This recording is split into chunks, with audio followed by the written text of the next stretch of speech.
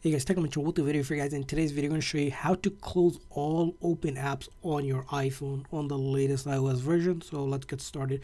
So in order to close out a single app, all you do is swipe your finger up and it will open up and show you all the open apps that you have. In order to close one, simply swipe upward to the app that you want to close and it will close out just like that for you. And you can do it for every single app that's open by one.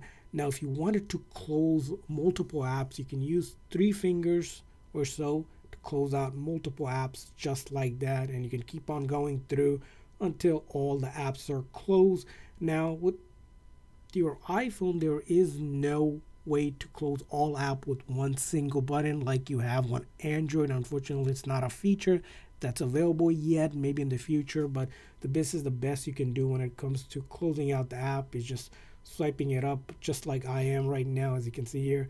And once you do that and you go up and there is no more app, it'll just go like that. That means all the closed apps, open apps, have been closed on our iPhone.